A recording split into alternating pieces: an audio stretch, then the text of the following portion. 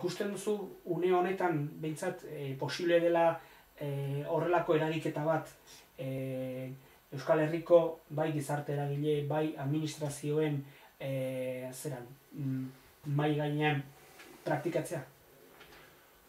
Nik ez dut batera ikusten administrazioak klabe honetan, baina beste alde batetik nik gero eta argiago daukat beste irtenbiderik ez dagoela, ze guztiz behartuta gaude. Azken batean, kuriosa da, baina nik adibidez Europako Batasunaren datuak eta proiekzioak eta helburuak ikusten ditudanean, nik ez dakit zein neurritan helburu horiek diren benetako helburuak edo aurre ikuspenak, adibidez, energiaren kasuan. Zergaitik esaten du Europako Batasunak etorkizunean gero eta energia gutxiago kontsumituko dugula.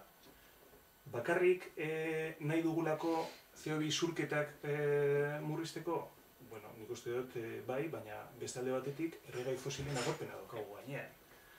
Eta adibidez, une honetan jarduera ekonomikoa nahiko motela dago, esaten dute ja rezesioan. Baina azken batean, beraz, plantatzen duzun ereduak dakar iraultza baten atarian jarri behar duela bere burua euskal gizarteak.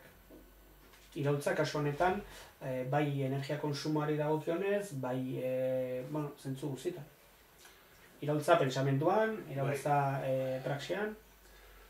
Bai, adibidez, horrek sartzen gaitu beste eremu batera. Nik eszenarioen artean, alde batetik, eszenario teknologikoak aztertu ditut, baina nik argi daukat bide horiek bakarrik ez dira nahikoak. Eszenario horiek beste neurri batzuekin osatu behar dira. Garraio publikoaren bultzakada izugarria eta beste alde batetik ekonomiaren birlokalizazioa. Eta orduan, agian, beharrezkoa da, bi eszenario horietan sakontzea, ezta? Orduan, garraioaren publifikazioa, horrekin zer esan nahi dut. Printzipioz, garraio publikoaren energia intentsitatea, konsumoa, baxuagoa da garraio pribatuan baino. Orduan, printzipioz, adibidez, pertsona garraiatzeko garraio publikoa bultzatzen badugu, energia konsumoa orokorrean jaisten da. Hori alde batetik, baina hala ere badago beste bide bat garraio pribatuan energia konsumoak jaisteko. Eta esan behar dugu, printzipioz, auto pribatuak, auto txikiak nahiko efizienteak dira. Euren arazo nagusia dela gehienetan utzik doazela. Orduan, badago beste bide bat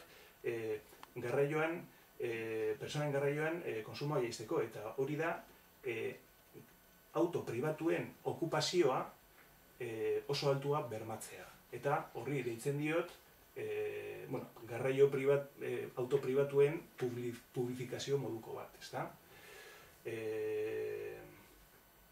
Horrela, posible da, orokorrean energia konsumoak are gehiago jaistea, baina, klaro, horretarako garraioaren filosofia aldatzen da. Adibidez, nola bermatu auto pribatuen okupazio altua. Eta gainera, leku askotan, hiri askotan, guztiz behartuta gaude auto pribatua hartzeko, edo, azken batean, hori, edo, garraio publikoaren erabilera bermatzeko, agian, beharrezkoa izango da ere, hiri plangintza aldatzea. Ni ez naiz aditua hiri plangintzan, baina argi daukat horrek iraultza moduko bat gertatu behar dela. Egun honetan, egun hauetan, azpiegitura pilo eta berriak diseinatu egiten dira eta erikitzen dira, kontuan hartu barik horrek ze konsumo eta ze garraio ekarriko hori tiraka, ekonomiaren birlokalizazioa planteatzen duzu. Azaldeko diguzu bizkat zer esan? Bai, energia datuak eta bereziki garraioaren datuak aztertuz, gauza oso bitxi bat ikusi dut. Eta hau da, azken 40 urteen bilakaera, bai? Espainiako kasuan, eta bueno, nik suposatzen dut Euskal Herriko kasuan antzeko zerbait izango dela, energiaren jarduera azken 40 urtean bikoiztu egin da gitxi gora bera. Baina, garraioari dagokionez, hazkundea askoz handiagoa izan da. Garraioa hirukoiztu egin da. Orduan, zentzu horretan, azken hamarkadetan, garraioa ekonomia baino gehiago handitu da. Orduan, nik suposatu dut beste eszenario batean, birlokalizazioko eszenario horretan, zen murrizketa lortu daiteken, etorkizunean orain dela 40 urte, ekonomia eta garraioaren arteko erlazio berbera berreskuratzen badugu. Eta horrek dakar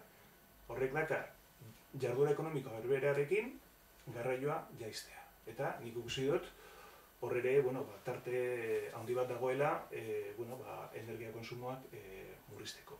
Eta orduan, ikusi dudana da, elementu hori guztia kontuan hartuta orain bai dela posible energia konsumo eta CO2 isurketak behar dugun bezain beste murriztea baino. Horretarako, guztiz beharrezkoa da bide teknologiko guztiak ondo ustiatzea, gero transporte publikoa, garraio publikoa sakon bultzatzea, eta gero azkenik birlokalizazio moduko bat gertatzea. Azken batean, gauzak eta pertsonak gitxiago mugitzea. Eta badago beste puntu bat. Horretarako ere funtsezkoa da, printzipioz, egoera ekonomiko gitxi gora bera, estazionario bat edo egonkor bat lortzea. Azken batean, adibidez, efizientziaren kasuan, 10 urtean, energia konsumoak 130 murriztea lortzen badugu, baina aldi berean, epe berean, ekonomiaren tamaina 140 handitzen bada, orduan, balantze orokorra alde batetik irabazten duzuna, beste alde batetik galtzen duzu. Orduan, balantze netoa da hutsaren horrengoa. Orduan, zentzu horretan, funtsezkoa da